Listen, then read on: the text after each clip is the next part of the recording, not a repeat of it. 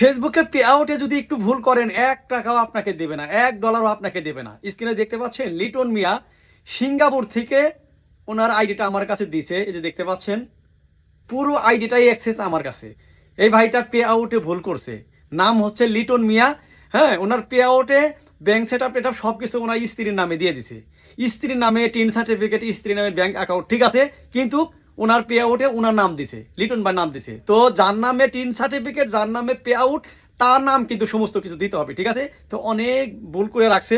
শেষে লিটন ভাই আমাকে সিঙ্গাপুর থেকে তার পে আউটটা সেট আপ করে দিয়ে দিলাম।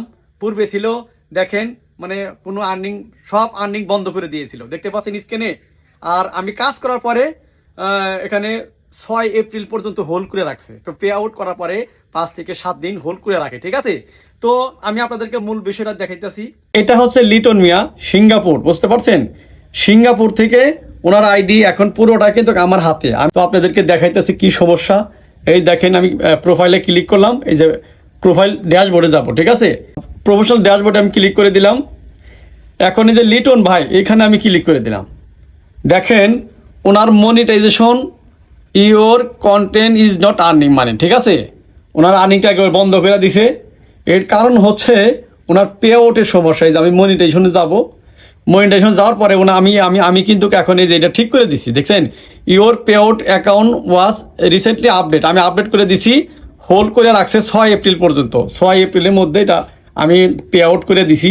হ্যাঁ, ওনারটাকে এখন কিন্তু ঠিক আছে, এখন কিন্তু 6 এপ্রিলের পরে ঠিক হয়ে যাবে, ঠিক আছে। তো অবশেষে ওনার পে আউটটা সেট আপ করে দিলাম। তো ভাই ছিল সিঙ্গাপুর থেকে, বুঝতে পারছেন। তো এই জন্য বলবো ভাই, পে আউট যদি ভুল করেন 1 টাকাও ঢুকবে না, আপনার সমস্ত পেমেন্ট আটকাই দেবে, ঠিক আছে।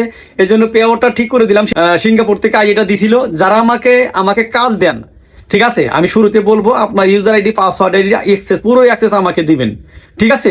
দেওয়ার পরে আপনার সেটিংয়ে পেজ রেকমেন্ডেশন, পেজ স্ট্যাটাস কোনো সব সমস্যা আছে কিনা সেগুলো দেখে তারপরে আমি আপনার কাজ শুরু করব।